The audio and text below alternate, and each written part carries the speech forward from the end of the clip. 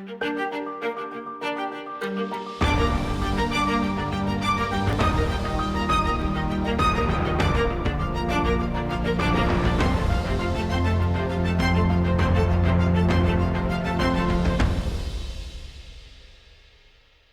to Search for Signs. My name is Gary Willing. If this information interests you, please press the like and subscribe button and press the bell for notifications. Well, good day to you. It is July the 19th, and I'm putting this video up kind of late, and I do apologize for that. I just kind of had a hectic day. I tried to record the video earlier in the day, and it just wasn't coming out right, so I'm going to try it again and see if we can do a little bit better this time. All right, so typically what I'll do is of course, invite whoever wants to ask questions. You can ask questions by simply posting your question as a comment, or you can email me directly at searchforsigns@mail.com, and then I'll look for your answer in the next video. In this particular video, I only have really one question and comment to really cover, and then I want to kind of talk about the historical aspects of today. Okay, so the first question comes from Sharon Brown. It says, what distortions are in the Quran? This is the biggest BS to fool the people that I have seen lately, including the couple of fake Christs from somewhere in Russia and elsewhere. The devil is working hard. Another Scientology sect. That makes me laugh. Whatever. Trying to get the rest of the blind people. Please read the Quran and get away from this rubbish. Muslims have the truth, and this is another trick of the shaitan. Well, first of all, Sharon, I'll say this. You don't have to edit it out and say BS. You can say bullshit. I say bullshit all the time. Like the fact that you think that I'm actually a Scientologist, which is bullshit, because I'm not. So anyway, so hope that helps. Now, in terms of what are the distortions in the Quran, there's probably too many to cover, really, just like there's too many to cover in the Bible. Or if I was reading the Bhagavad Gita, or quotes from there, there's distortions in that as well. There's distortions in every single one of the ancient texts. That's the issue. The distortions don't come from the teacher, they come from man misinterpreting their own scriptures. Oftentimes they come from man inserting their own little 2 cents into it here or there. And we look at it today with institutions that in their purest form had humanity's highest good. And once people start putting their will on it, taking stuff away, putting stuff in, and this is in all walks of life, politics, social spheres, political, movements, social movements, those kind of things. Same kind of deal. It crystallizes. It becomes distorted. And over time, it doesn't serve the people's needs like it used to. I'm not saying that the Bible should not be read, but what I'm saying is the Bible should be read with a certain degree of intuition, detachment, objectivity, a little bit of combination of all of those things, and not taken so literally on every little aspect of it. And there is so much truth in the Bible. If you look at it from that standpoint, you start to see it and you start to apply it more to your life, and it actually becomes more meaningful, I think, than just reading it on pages in a book, and then living it to, taking it to the death, that it's true how you interpreted it. It's the same thing with the Quran. The Quran is expecting their awaited teacher, the Imam Mahdi. It's written in there differently than the Bible. I'm more familiar with Revelation and how, the Christians are awaiting the Christ to come back. Same thing with in the Bhagavad Gita. They talk about Sri Krishna or the Kalki avatar coming at some time. The Buddhists are awaiting Maitreya Buddha to come back 500,000 years from now or whatever, 500 million years or whatever it is. I don't even know. It's so far in the future, but they're all misinterpreting their own scriptures. Maitreya, 43 years ago today, quietly entered London. He did it on a plane in order to fulfill the man-made prophecy that the Christ would return back into the world from the clouds. The Christians are awaiting the Christ to come back in the clouds, where the clouds open up and we all see heaven and all the host of angels and the trumpets blazing and so forth. And that's when everybody's going to know that those who believed in what the church was saying was right. And then if you did believe in what the church said and what these fundamentalist pastors who, beat the pulpit, their podium all the time and all that kind of stuff, and believe me, this is the truth. If you believe them, then when Jesus comes back, he's going to confirm what they've been saying all along. The Christ has never come back to confirm anybody's beliefs. He's come back as a promise for his love for humanity. That's the distinction between the two. Maitreya, when he entered London and entered the Asian community of London, they saw, there's hundreds of people who see him as the Imam Mahdi. A lot of them didn't speak out because of the fact that they were afraid they were going to get deported. There was a lot of fear about it, but there were people who were recognizing him and starting to recognize him as the great Imam. Now, I'm not familiar with how the Imam Mahdi was supposed to come back, because I don't really read the Quran like that all the time, but I think he was supposed to come back in Syria at some point at the time of the end of the world. And of course, there were a lot of people, I'm sure, that when they started hearing that he could be the Imam Mahdi, they were like, well, why is he doing in London? He's supposed to be in Syria or Damascus or whatever, So but it was all, those are all symbols, And if you look at Revelation, right, talking about the return of the Christ to come back, you have to look at it with objectivity. You have to look at it not from a standpoint of fear, and look at it more from a standpoint of hope, really. And then you start to see and kind of make out I think, a little bit more accurately what John was trying to portray. John was talking about 3 different time periods. He was talking about his own time period, because one of the beasts that he was referring to was Nero, who lived at the time of John.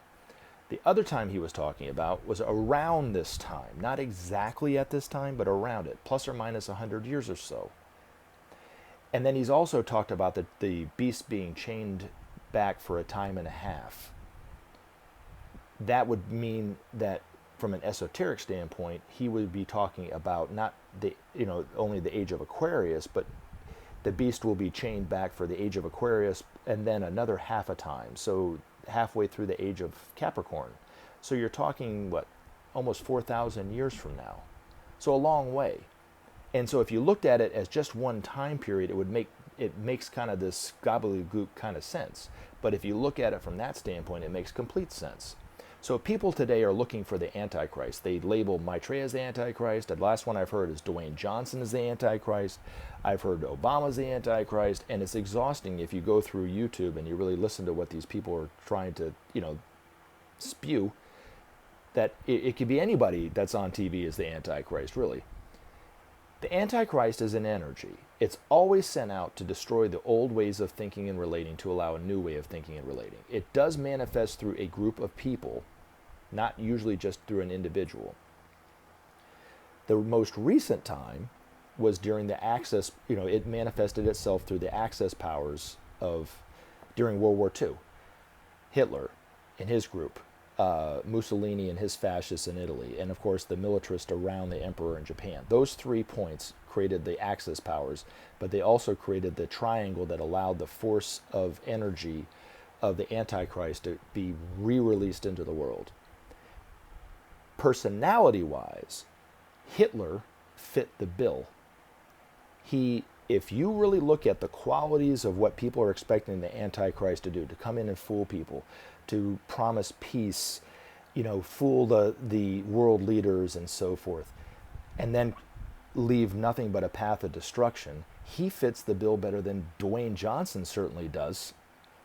But people are thinking it's going to happen because they haven't seen the Christ come back in the clouds yet, then the Antichrist must be either coming on the scene now or hasn't come in yet, right? But I think John was talking about a generalized time period about 200 years around the time that we're living. But Hitler fooled not only his own nation revered him as a god, but he also fooled world leaders. Neville Chamberlain was one of them, the former Prime Minister of England, right before Churchill.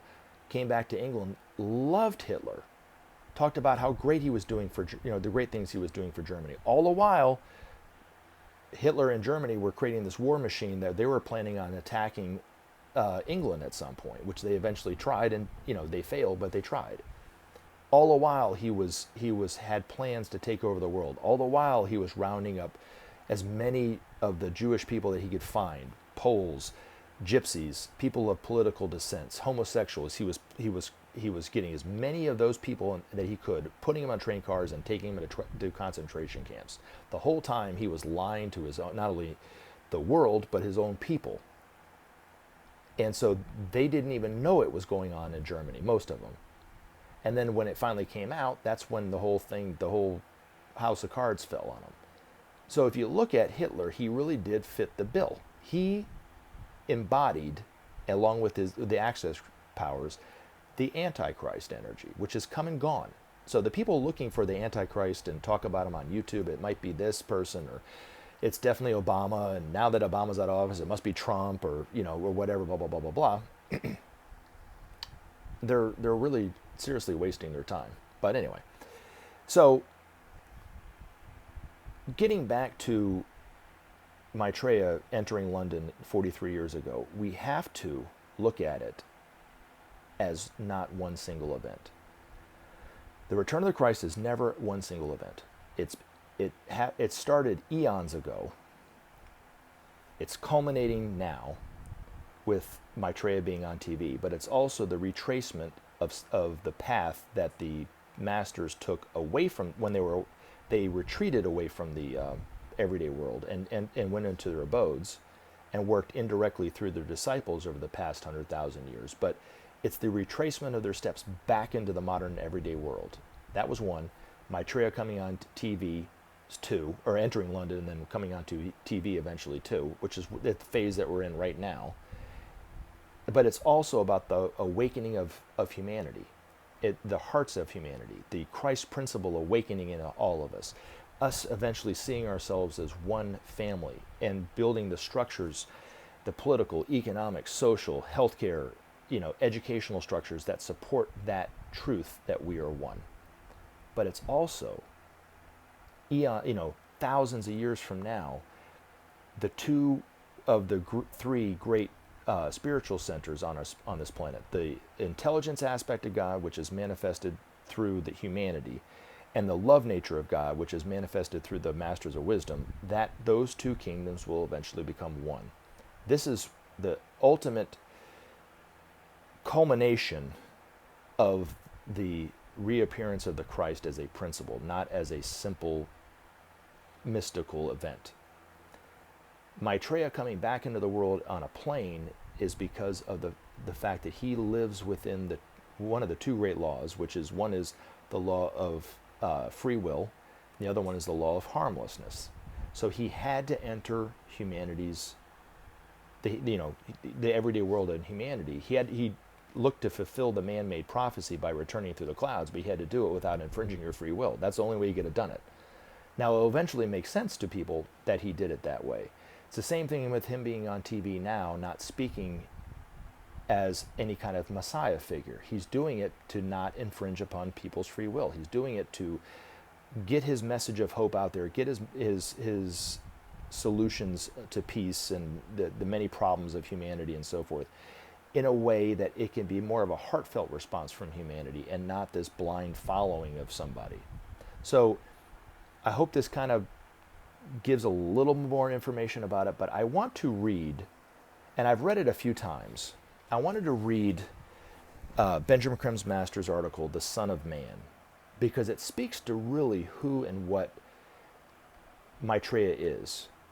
And when you see and you start to recognize Maitreya on TV, which will happen for every one of us, I hope that you will remember bits and pieces of this message, because this is really who he is. And this is the reason why most of us still haven't recognized him on TV yet. This is the reason why July 19th, 1977 was a day that was expected for and anticipated and waited for by billions of people over centuries, but yet was missed by everyone on the planet. So anyway, I hope this helps, and I hope you have a wonderful rest of your night or day or whatever it is, and look forward to talking to you again. But here we go. The Son of Man. Many people await the return of the Christ with trepidation and fear. They sense that his appearance will promote great changes in all departments of life. His values, they rightly assume, will necessarily alter their ways of thinking and living, and they blanch at such a prospect. Besides, so mystical has been the view of the Christ presented down the centuries by the churches that many fear his judgment and omnipotent power. They await him as God come to punish the wicked and reward the faithful. It is sadly to be regretted that such a distorted vision of the Christ should have permeated human consciousness. No such being exists. In order to understand the true nature of the Christ, it is necessary to see him as one among equal sons of God, each endowed with full divine potential, differing only in the degree of manifestation of that divinity. That he has achieved the fullness of that divinity is his glory, and well may we stand in reverence at this achievement. That this same achievement is rare indeed is also indisputably true. But the wonder of the Christ for men is that he was one of them. Not there is in the trials and sufferings of men, but he did know it. Each step of the path that men still tread has he painfully trodden. Nothing is there in the whole panorama of human experience that he has not shared. Thus, truly is he the Son of Man. There can be little doubt that were he to appear unannounced in our midst, few would recognize him. So far from the general notion is he, that he would pass unnoticed in the crowd. Thus it is today among his brothers as he awaits his invitation to begin his open mission. Many who see him daily know him not. Others recognize him but are afraid to speak. Still others wait and pray, hopeful that he may be the one for whom they dare not hope. Only his declaration before the world will establish him in the sight and hearts of men. While we await the day of days, let us clarify in our minds the reason for his return. Let us understand the nature of the task which he has set himself. To establish in our midst the fact of God has he come. To recreate the divine mysteries is he here. To teach men how to love and love again is he among us. To establish man's brotherhood does he walk the earth once more. To keep faith with the Father and with man does he accept this burden. To usher in the new age has he returned, to consolidate the treasures of the past, to inspire the marvels of the future, to glorify God and man has he descended from his high mountain. Let us look at his priorities: the establishment of peace, the inauguration of the system of sharing, the removal of guilt and fear, the cleansing of the hearts and minds of men, the education of mankind in the laws of life and love, an introduction to the mysteries, the beautification of our cities, the removal of barriers to travel and interchange of peoples, the creation of a pool of knowledge accessible to all. That such a task is not an easy one, not even for the Son of Man, is clear. Ancient habits of division and separation have strong roots, while fear and superstition cast their spell over millions of mankind. But never before, in the history of the world, has a teacher come better equipped for his task. Maitreya has come to do battle with ignorance and fear, division and want.